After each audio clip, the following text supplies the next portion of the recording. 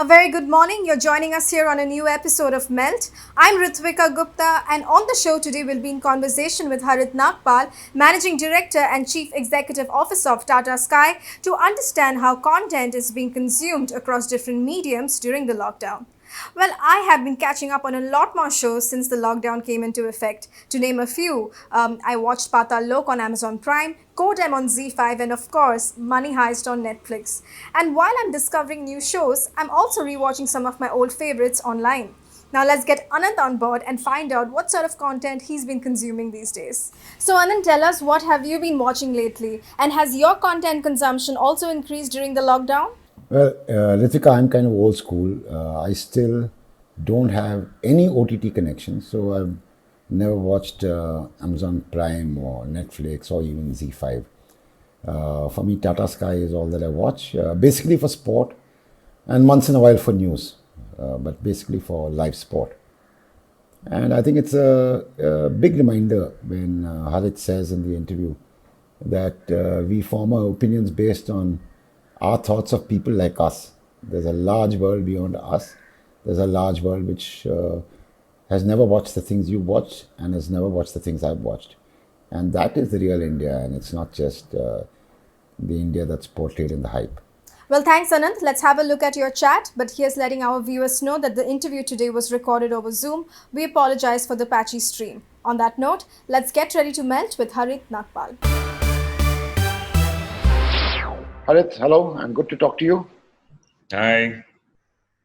So, Harit, you've had millions of people giving millions of opinions on how the consumer is changed his or her habits on watching audiovisual content, whether it's on television or your DTH platforms or OTT platforms or the cinema hall and so on. So, are these all transient, or are there any kind of permanent or semi-permanent changes in consumer behavior? Well, it is transient to the extent that people have had less commute and more time at home to spend. So therefore, there is a greater need to browse, whether it is the written word, the spoken word, or television. Right. When you say television, I meant video. I meant video. Right. So written, spoken, or video, there is bound to be a little more than usual consumption when you have more time at your disposal. Right. Now, I've had this sort of flurry of conversations about habit change when you had Netflix just coming into India. The conversations were almost as the whole world and their mothers watching Netflix, and all other mediums are finished and done and dusted. And again, suddenly in the second or third week of the lockdown, everybody was talking about Netflix and Amazon Prime. It's almost as if Tata Sky didn't exist, and the normal TV channels didn't exist. So, what's your view on that? See, the problem is that a lot of us just speak to PLU, which is people like us, right? And imagine that the rest of the world is exactly the same as me and my neighbor, right?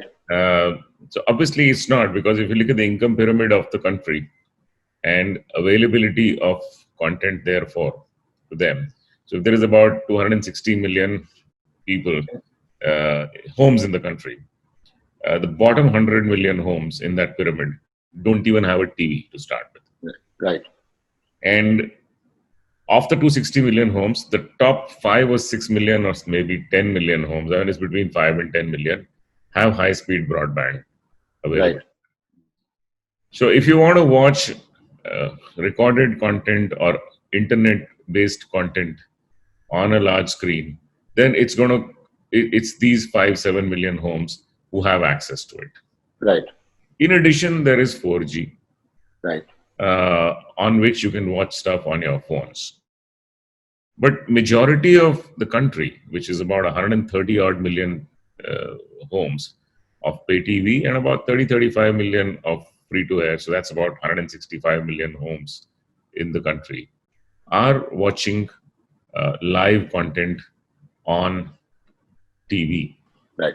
I When mean, you say TV, any number of subscription figures for any of the OTT apps pale away in front of the 130 million pay TV and 30 plus 35 million free to air homes. right.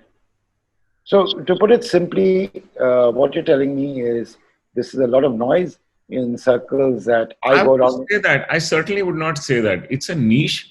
It is a niche that is growing very, very fast. Right, The base is so small, right, and the pace of TV growth itself is so large that TV will always be running ahead of OTT. And I have a very simple example to explain this. For example, let's compare this to transportation. If you have to move from point A to point B, there are two ways you can go from point A to point B.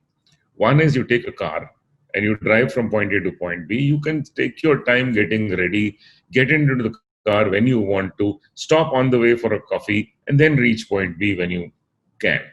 The second way is that you can take a bus or a train, which is public transport. If you want to take a bus or a train and the bus comes in at 8 o'clock, you better be at the bus stand at 8 o'clock.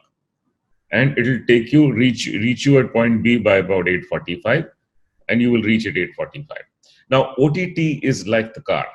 It is expensive. It costs you bandwidth, but it gives you the convenience of starting when you want, pausing when you want, finishing when you want.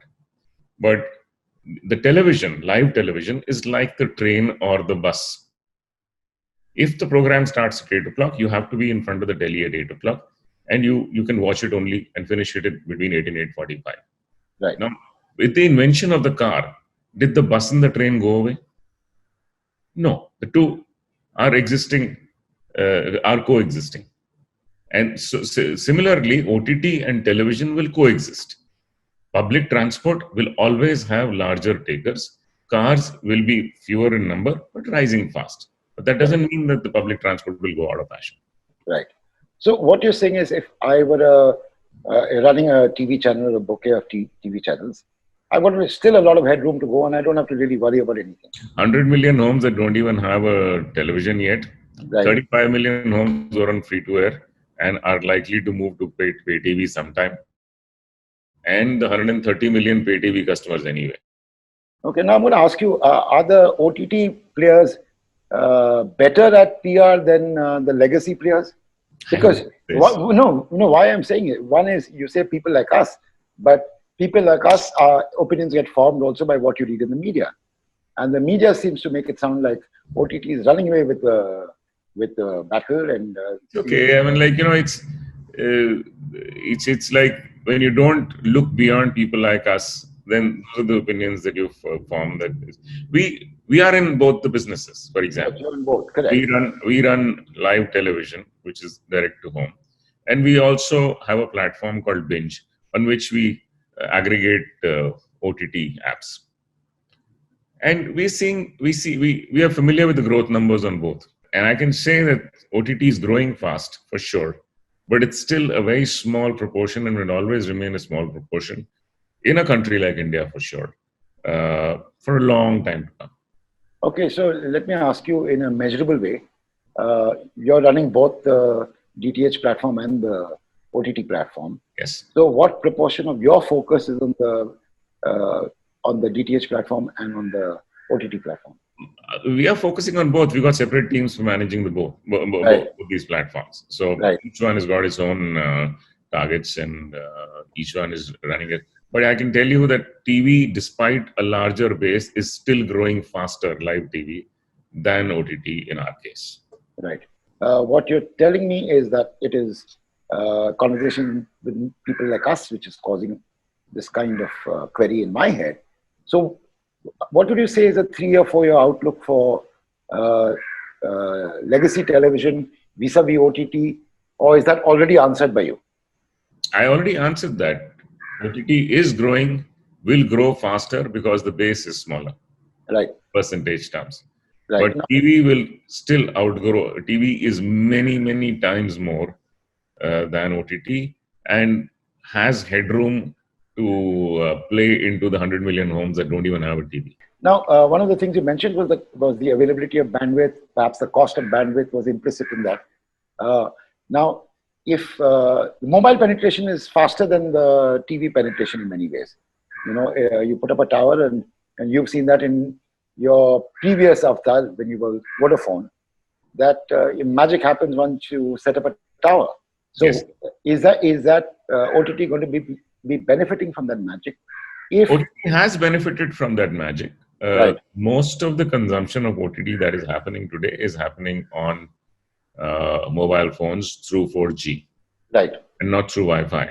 right, Wi-Fi homes are limited. right, OTT consumption is far outstripping the reach of Wi-Fi. It's largely on 4G.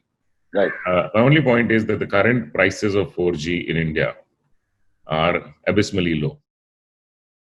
And once they find the right level, which they will eventually, spending 20, 30, 40 rupees of bandwidth to watch 2 hours of OTT on your phone may not be something that the current lot of people who are watching OTT would be able to afford. right. So let me ask you a kind of futuristic question, uh, because it concerns all of us. Right now, Indian consumers are not even used to really paying for content. You know it in your avatar as Tata Unnecessarily, Sky. 130 million people are paying for the television that they watch at home, Right, either a right. cable wala or to the DTH operator. So that, Sure. But the legacy television business has been built still, say, 50% by distribution and 50% ad revenue. Now, is that flip possible as younger audiences come to consume content? And in many ways, they are from a generation which is born used to paying for content, as opposed to us who suddenly saw that habit being forced on us. so yes and no. We've seen enough cases of passwords of an app being floated amongst a group. Right, Even amongst youngsters. I mean, they are actually smarter at finding out a freebie than you and I are. So, and they have actually found there are more people watching a particular app than are paying for it, even right, even today, and we know that. right, So we can't say that the youngsters are used to paying. The youngsters are tighter on their pocket than the elder ones are, right, and they know how to find freebies, and they'll find them. So that's not.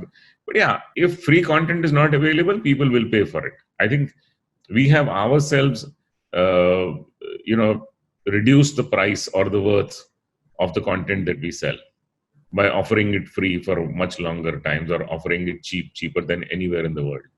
right, Television content in this country is the cheapest in the world, despite price parity. right.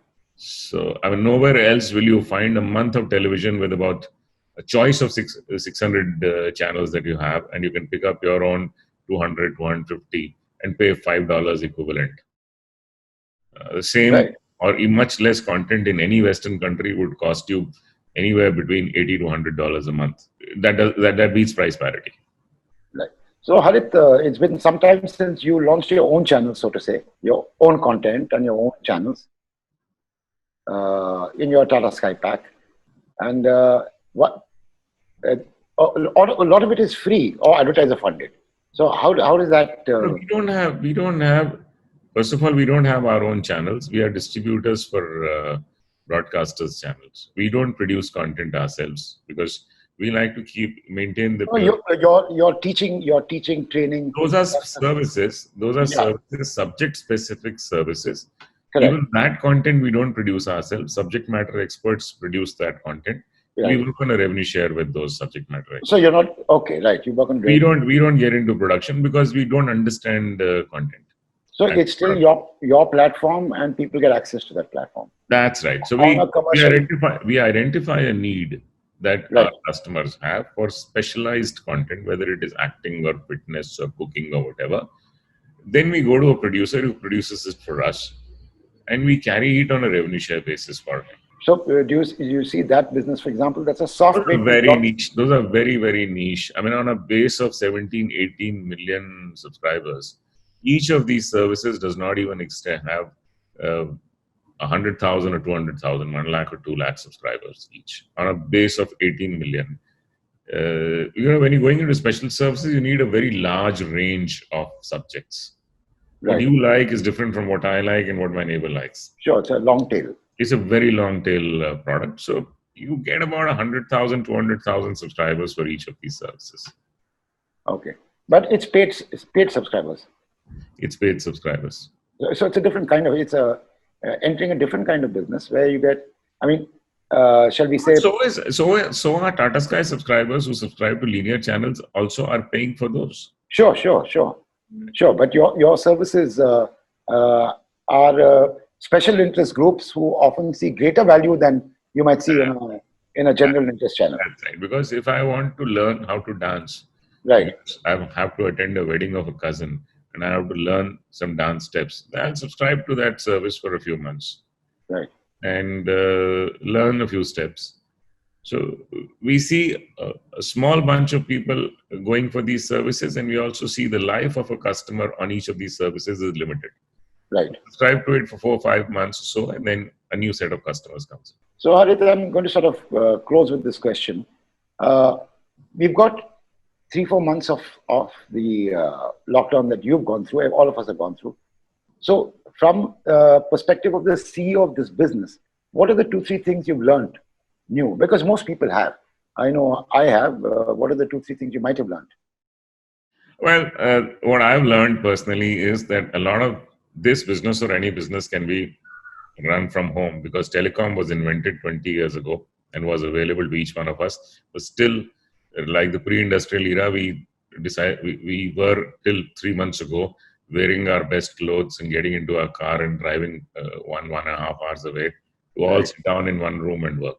Right. Not necessary every day. Right. Can do it twice a week, can do it thrice a week, but you don't have to do it 6 days a week. And not 9 to 5, that's for sure. And not 9 to 5. You go there, if you have a meeting, most of the meetings can still be done over video. I mean, you and I have both traveled to other cities and other countries for a 1-hour meeting and wasted 2 days and 1 day in transit. And a few lakhs. And a few lakhs, absolutely. So that's not necessary. Second, digital platform adoption for payments or for changing, channels and stuff like that is increasing.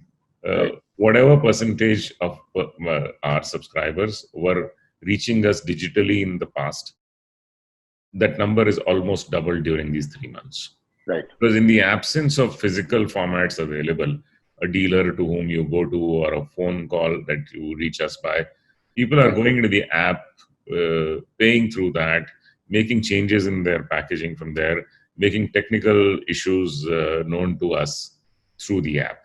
Right, fantastic. That digital adoption is increasing, and I can imagine that this must be happening in other industries also. Right. The number of customers reaching you digitally. These are the kind of things that have changed in the last 3 months. Fantastic. So, despite going through a difficult time, there are positives you can drag out of it. You drag two out. There are lots of positives. Human beings don't change their habits till they are pushed against a wall. Right. We were pushed against a wall. Circumstances were created for us, and we've responded. Fantastic. We wouldn't have responded normally. Okay. Cheers, Harit. Good to talk to you as always. Cheers. Take care. Thanks. Bye. Bye-bye. Bye. And that was Harit Nagpal giving us a better understanding of the content consumption habits in India amid the lockdown. Here are some of the key points he mentioned. Audio-visual content consumption has increased during the lockdown as consumers have more time at their disposal.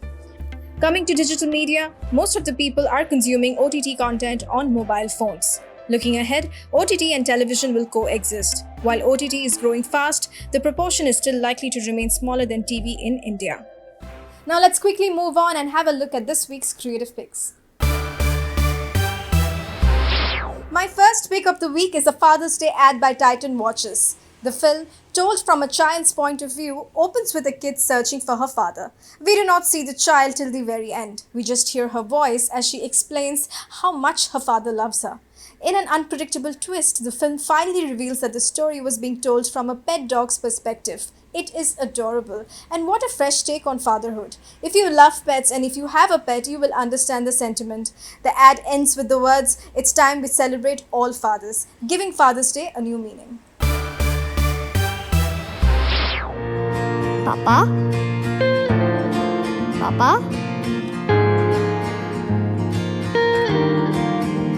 ये है मेरे पापा. He's the world's best papa. Oops.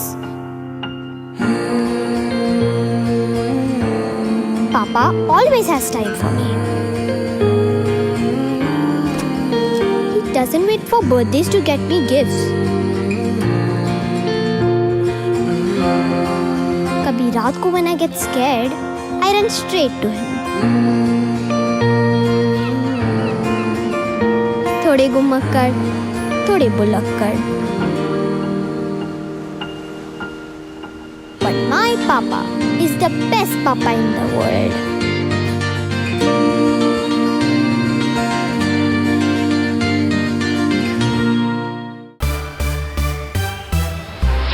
PNG has come up with a 60-second ad honoring Pride Month. Titled The Pause, the film focuses on the hesitation members of the LGBTQ community feel when meeting someone new or when having to introduce their partner to someone else. The fear of being judged or rejected are some of the emotions voiced in the commercial. The ad sends out a heartfelt message, urging viewers to notice, reflect, and consider how their reactions can make a difference in many lives. It is thought-provoking and impactful. Take a look.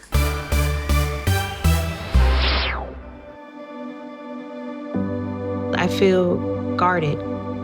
Judgment. It's fear of rejection. I pause when I'm about to encounter someone new. Hello, this is Joe, my roommate. Airport security, going through customs. With my coworkers, clients. I feel like I have to not touch her like in the grocery store. It's nonstop. It changes how I navigate the world sometimes, but I can't change who I am. It makes me feel resentful. They miss out on me at the end of the day. That's the worst part. I would love to have that moment where I don't have to pause. This is Joe. This is my partner of 37 years. Flight. Openness. Maybe we could just be ourselves. I could just show up as my true self without having to explain who I am.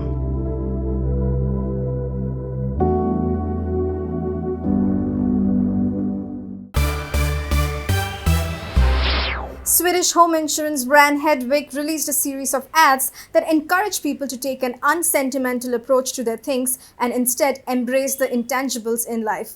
The spots show various items like a lost suitcase or a burnt dress with a voiceover reminding viewers that it's just stuff.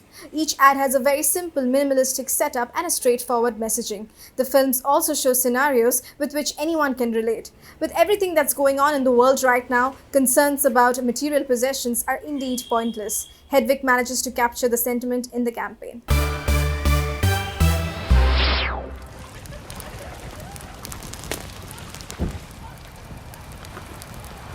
Your dress may be gone, but you'll remember this night forever.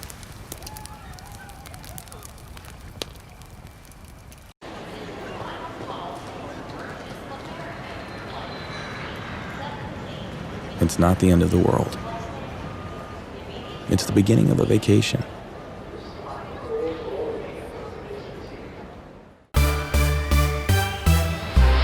And with that, it's a wrap on this episode of Melt. Do follow us on social media. Our handle is Ready to Melt. You can also stay informed on what's happening in the world of advertising and marketing with our daily Melt update on our website readytomelt.com. And I'll see you next week, same time, same place. Goodbye.